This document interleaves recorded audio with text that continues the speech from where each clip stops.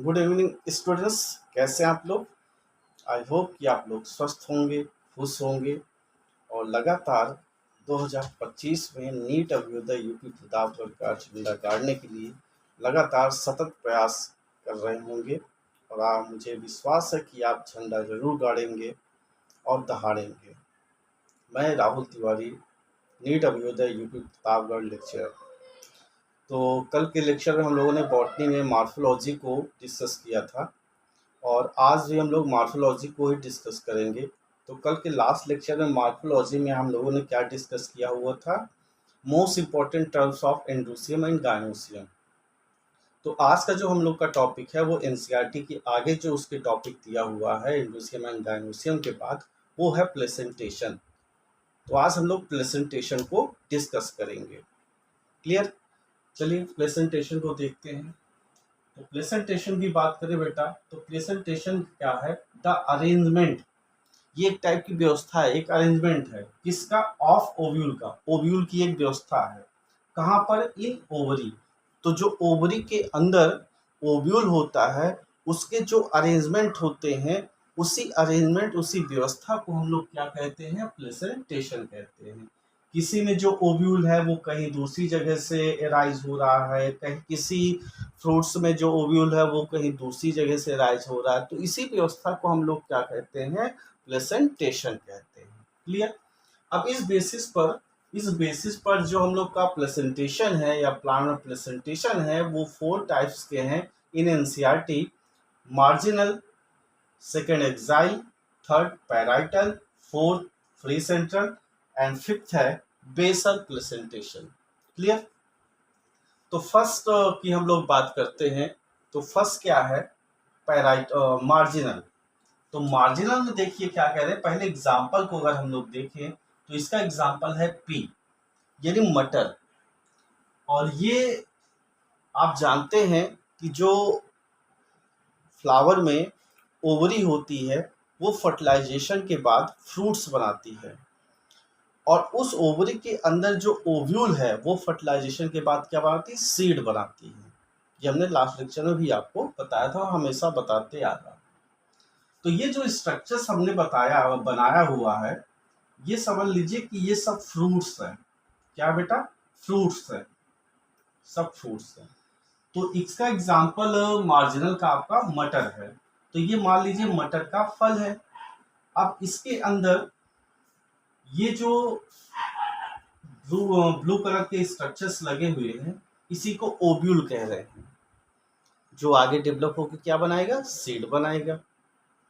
तो देख रहे हैं अलग अलग अरेंजमेंट है इसमें। यहाँ देखिए ओव्यूल कैसे लगी हुई है, यहाँ पे ओव्यूल देखिए कैसे लगी हुई, यहाँ पे दूसरी तरह, यहाँ पे दूसरी तरह से। तो इसी तरह की जो अरेंजमेंट होती है इसी को हम लोग प्रेजेंटेशन कहते हैं। तो मटर का जो फ्रूट्स है उसमें आप देखेंगे ये जो, अगर आप मटर को ओपन करेंगे, तो बीच में सेंटर में एक आपको लाइन मिलती है, और वो बीच वाली जो अंदर की लाइन है उसे हम लोग वेंट्रल सरफेस कहते हैं। और जिस तरह से मटर को छीलते हैं वो उसका डॉर्सल साइड होता है। तो जो मटर का प्लांट है या उसका जो फ्रूट्स है उसके वेंट्रल साइड में सुच्यूर्स होते हैं। सुच्यूर्स मीन्स होता है कि एक तरह की खांच बन जाना या फिर ये एक तरह की धारी बन जाना। ठीक है? तो वो वेंट्रल सरफेस होता है, और इस वेंट्रल यानी वेंट्रल सुच्यूर्स पर कुछ रिस्ट बनते हैं, उभार बनते हैं, और इन्हीं उभार्स को हम लोग प्लेसेंटा कहते हैं। क्या कहते हैं? प्लेसेंटा कहते हैं। तो ये देखिए ये सुच्यूर्स है, और ये सुच्यूर्स से लगे यहाँ पर जहाँ से जो ओव्यूल है ये सुच्यूर से जहाँ से ज्वाइंट है उसी को हम लोग कहते हैं प्लेसेंटा। क्या बोलेंगे? प्लेसेंटा कहेंगे। ये पूरी ब्लैक नहीं, ये यहाँ पर जहाँ पे जुड़े हुए, यानी यहाँ जहाँ पर ओव्यूल सुच्यूर से ज्वाइंट होगा उसे हम लोग प्लेसेंटा कहेंगे।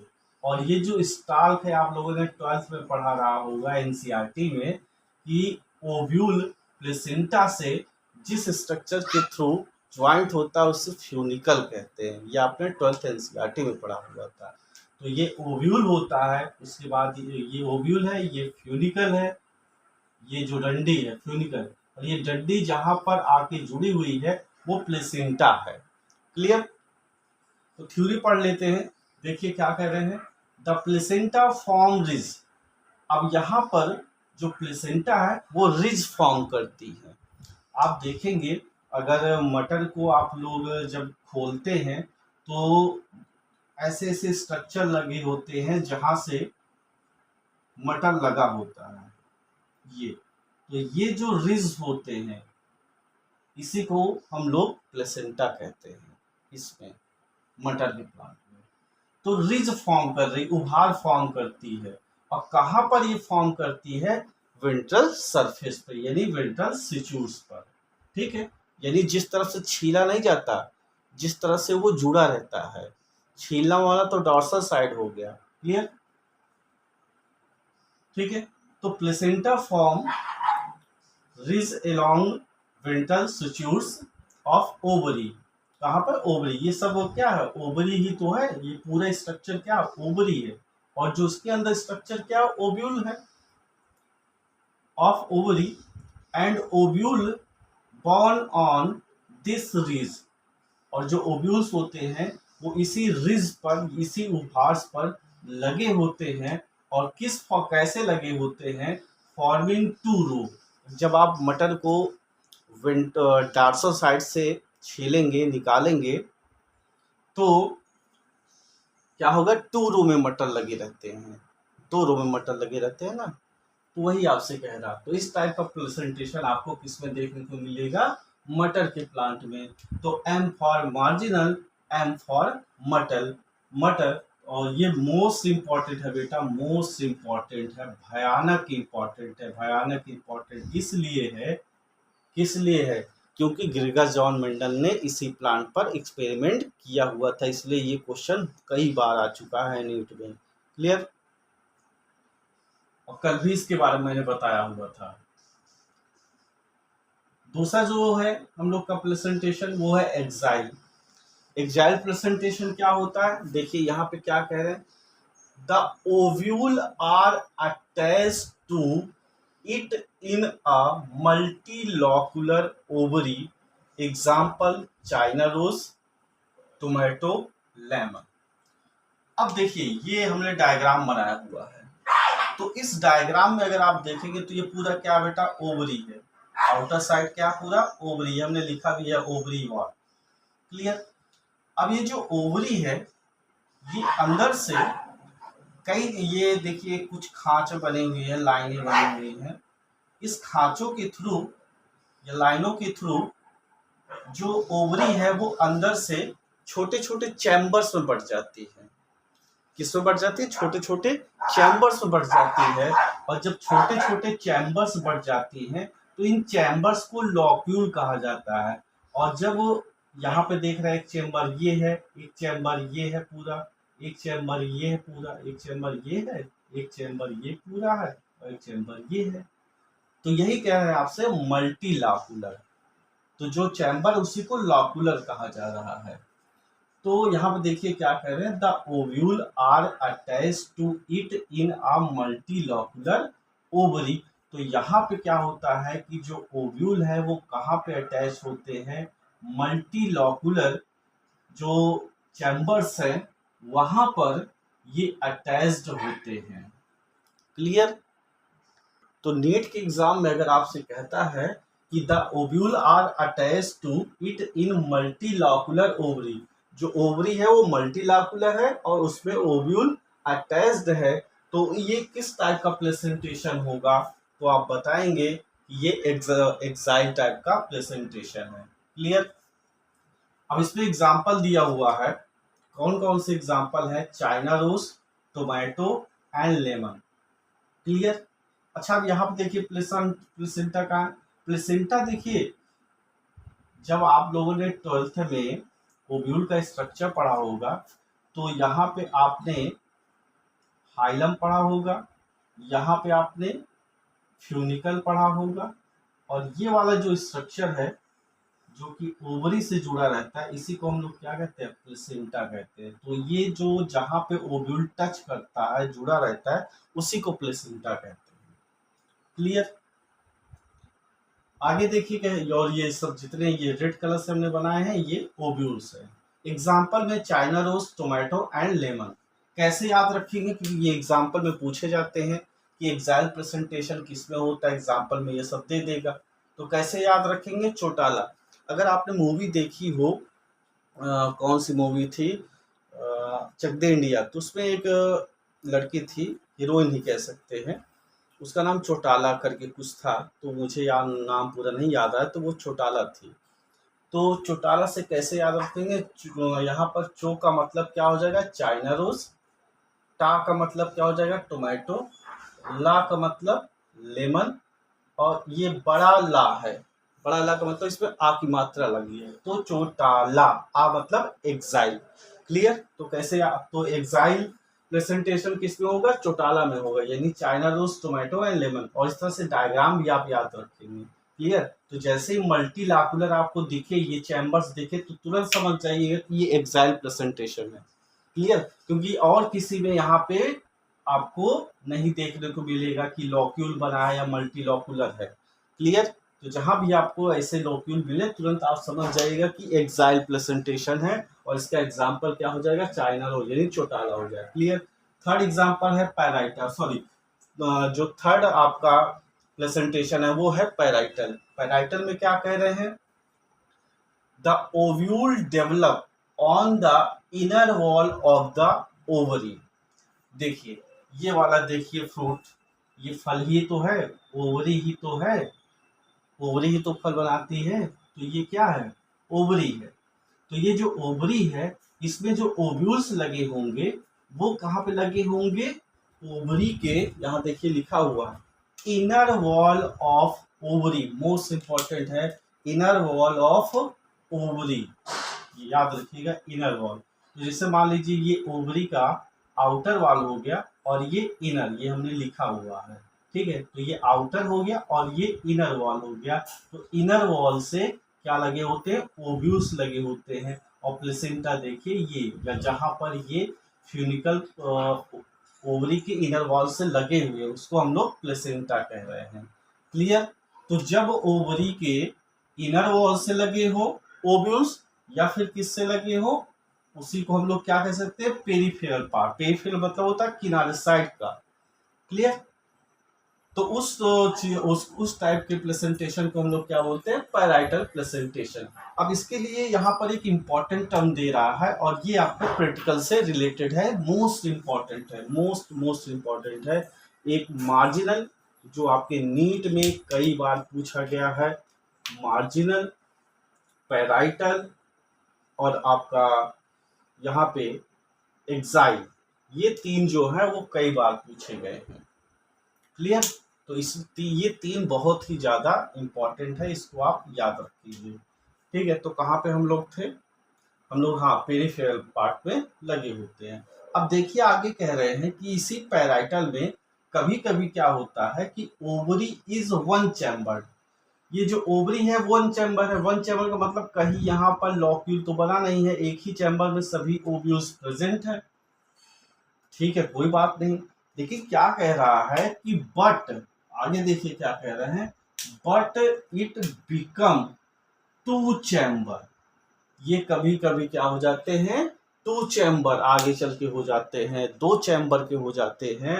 और जब ये दो चैम्बर के हो जाते हैं, तो जो चैम्बर्स बनाता है, जिसके मतलब जिसके थ्रू वो चैम्बर बनता है, मतलब एक मेम्ब्रेन के थ्रू बनता है। देखिए two chamber due to forming a false septum, यानी एक दीवार की वजह से, ये जो प्रेजेंटेशन है एक दीवार की वजह से, मान लीजिए यहाँ पे ऐसे दीवार बना दिया, एक दीवार की वजह से क्या हो जाता है कि इनमें दो चैम्बर बन जाते हैं, वैसे इसमें चैम्बर नहीं होता।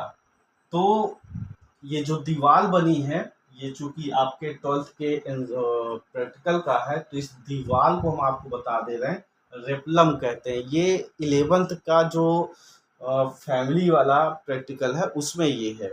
तो इसको आप याद रखिएगा, ठीक है। एग्जाम्पल में दे रहा है मस्टर्ड एंड एग्रीमोन, कैसे याद रखेंगे? पाम, पाम क्या होता है बेटा? पी फॉर पायराइटल, ठीक है, और पी फॉर पायराइटल हो गया, ए फॉर आपका एग्रीमोन हो गया, एम फॉर मस्टर्ड हो गया। तो पाम मतलब parietal, A means agrimony and M for mustard. दूसरी बात, ये जो मस्टर्ड हमने एम लिखा है मस्टर्ड के लिए, ये जो मस्टर्ड है वो ब्रेसिकेसी फैमिली का है, क्लियर। और इसका ओल्ड नाम है क्रूसीफेरी, इस फैमिली का जिसमें मस्टर्ड आता है इसका ओल्ड नेम है क्रूसीफेरी, क्लियर। फोर्थ चलते हैं फ्री सेंट्रल। फ्री सेंट्रल में क्या होता है? ऐसे स्ट्रक्चर है, देखिए क्या करें, when ovule born on central axis septa are absent. यहाँ पे कहीं भी सेप्टा नहीं है, यहाँ पर कहीं भी सेप्टा नहीं है। तो ये जो ओव्यूल्स हैं वो कहाँ पे प्रेजेंट है बेटा? कहाँ से लगे हैं? सेंट्रल एक्सिस से। कहाँ पे? सेंट्रल एक्सिस से लगे हुए हैं।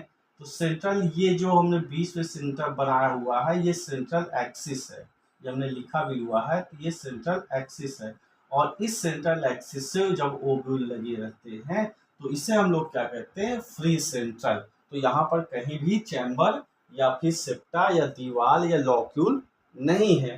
तो जब इस तरह से डायग्राम आपको नीट में अगर बना के दे देता है तो आप झट से पहचान जाएंगे कि इसमें तो कोई चैम्बर है ही नहीं है और फ्री यहाँ पर सेंट्रल एक्सिस बना हुआ है। तो इसका मतलब ये क्या हुआ? Free central. जैसे इसका नाम है वैसे ही ये डायग्राम भी बना हुआ है, क्लियर। तो इन पांचों में केवल इसमें चैम्बर है, तो ये आप आसानी से पहचान सकते हैं अगर डायग्राम देता है नीट में, क्लियर। और ये जो हमने जितने भी डायग्राम बनाए हैं बिल्कुल सब नीट से ही, उससे आपके एनसीईआरटी से ही बनाया हुआ है। तो आप इस डायग्राम को याद रखेंगे, इसीलिए हमने चीज़ों को लिख भी दिया ताकि आपको याद रहे, क्लियर। एग्जाम्पल में दे रहा है डायंथस प्रिमरोज। एग्जाम्पल क्या है? Dianthus and primrose, clear. अब जो फ्री सेंट्रल है इसके एग्जाम्पल डायंथस और प्रिमरोज है। याद करने के लिए हम लोग डीपी लगाते हैं फेसबुक पर या फिर व्हाट्सएप पर या कहीं कहीं पे लगाते हैं, तो डीपी फ्री। तो कोई जब डीपी लगाता है व्हाट्सएप पर या कहीं भी लगाता है फेसबुक में, तो क्या उसका कोई पैसा लिया जाता है? नहीं लिया जाता है। तो डीपी क्या होती है बेटा? फ्री। डी का मतलब डायंथस, पी का मतलब प्रिमरोज, फ्री का मतलब फ्री सेंट्रल, क्लियर। आगे चलते हैं बेटा, ये तो लास्ट है बेसल। तो बेसल में क्या है?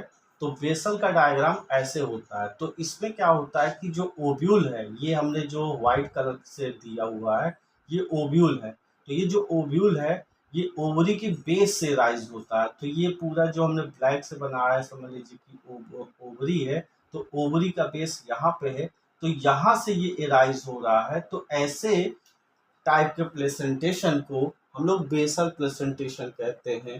तो ये तुरंत ही सब पहचान लेते हैं, इसलिए ये ज़्यादातर एग्जाम में नहीं आता है।